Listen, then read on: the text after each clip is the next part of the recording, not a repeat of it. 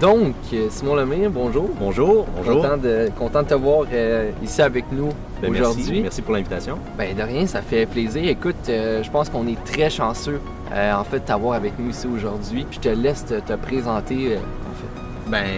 Simon Lemire, moi je suis un joueur de soccer professionnel qui a évolué au sein de l'Impact de Montréal. Et voilà, donc un joueur pro. Tu as évolué en fait plus spécifiquement en USL.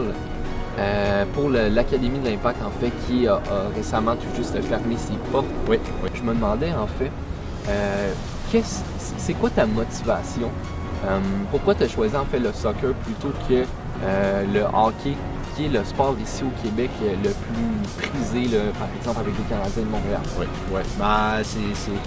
C'est simple. En fait, j'ai évolué à Sherbrooke et j'ai toujours été un athlète à mon école primaire. Donc, j'ai touché à plusieurs sports, mais j'ai toujours préféré les sports extérieurs plutôt que les sports intérieurs. Et c'est pour cette raison-là que j'ai évolué assez rapidement dans une équipe de soccer à un très jeune âge, à 5 ans. J'ai commencé à jouer au soccer à Sherbrooke. Mes parents m'ont inscrit et j'ai pris goût assez rapidement. Donc, dans mon cas, j'ai évolué à Sherbrooke jusqu'à l'âge de 15 ans. Donc, j'ai évolué au sein des Verts de Sherbrooke. J'ai introduit aussi le sport-études soccer à mon école secondaire, le Triolet, jusqu'en secondaire 3. Et puis voilà, ensuite, j'ai participé à un camp ouvert. Fallait payer, évidemment. C'est un camp de détection pour intégrer l'Académie de l'Impact de Montréal en 2011.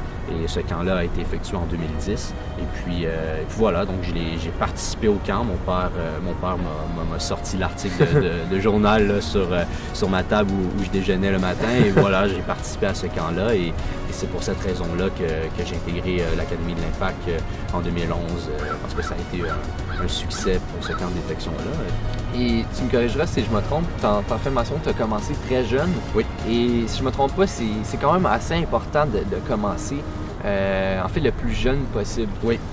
Pour se développer le mieux possible dans son sport. Je pense entre autres à l'attaquant de Manchester City plus récemment, Gabriel Jesus, qui vient d'avoir 19 ans en fait, et qui évolue au sein d'un grand club d'Angleterre. Donc commencer jeune, c'est primordial. Oui, c'est primordial. Il y a même Mbappé maintenant qui a été nommé dans les meilleurs joueurs de Ligue 1 avec Monaco, qui est un extrêmement jeune joueur. Et c'est sûr que si tu peux intégrer une structure professionnelle pour ton développement, c'est encore mieux que rester dans un club régional, évidemment.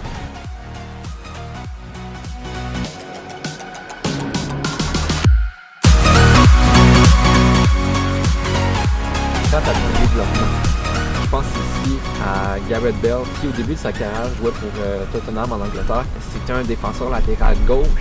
Et aujourd'hui, en Espagne, avec le Real Madrid, c'est l'un des plus grands alliés droits que tu peux retrouver, je dirais, toutes ligues confondues, là, pas seulement en Espagne. Et quant à ton développement, est-ce que tu as toujours joué à la position que tu joues en ce moment, donc défenseur latéral droit? Non, c'est inévitable qu'on doit changer de position dans le monde du sport de haut niveau en général. Dans le soccer, c'est encore plus important de devoir toucher à plusieurs positions. C'est sûr que quand on est jeune, on a toujours cette volonté de jouer en attaque, on a toujours cette volonté de marquer des buts. Je crois que c'est le but aussi du soccer, hein? C'est inévitable. Mais non, c'est sûr qu'il faut s'adapter constamment dans le soccer. Donc après, c'est sûr que moi, ce changement-là a été fait aux équipes du Québec en U15. La même année que j'ai intégré l'Académie de l'Impact de Montréal, on m'a conseillé de jouer en carrière latéral droit, malgré que je jouais plus offensif d'habitude vers la fin de mon petit parcours à Sherbrooke. J'étais rendu ailier droit, mais on m'a suggéré justement de descendre d'un cran, mais de toujours être aussi offensif. Donc, ça m'a permis justement de jouer mon rôle assez bien, et d'être un arrière latéral moderne qui va extrêmement offensivement, mais qui fait le travail défensivement aussi, parce que j'avais cette qualité athlétique et ce cardio pour justement bien prendre le pouvoir.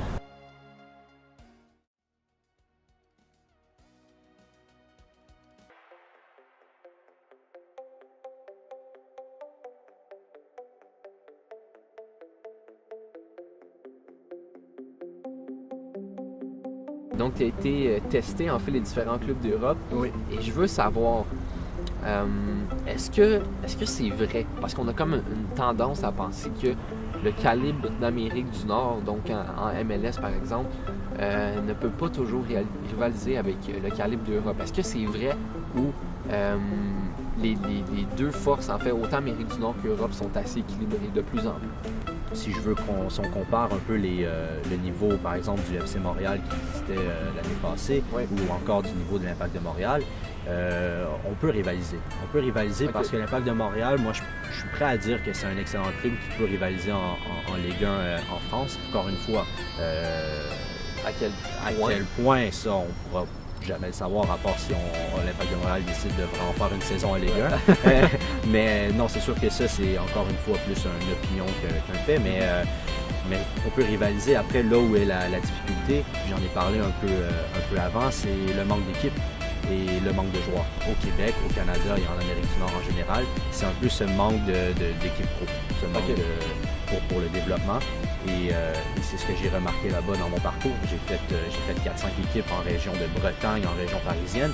Et même si c'était des équipes de 4e, 5e division, appelé là-bas le niveau CFA, CFA2 pour le championnat amateur de France, le niveau est extrêmement élevé, même si ce n'est pas pro. En France, le niveau professionnel est seulement en Ligue 1, Ligue 2. Après, on tombe en amateur et pourtant, même si c'est amateur, c'est très bon. C'est très bon. Parce que la concurrence est élevée aussi.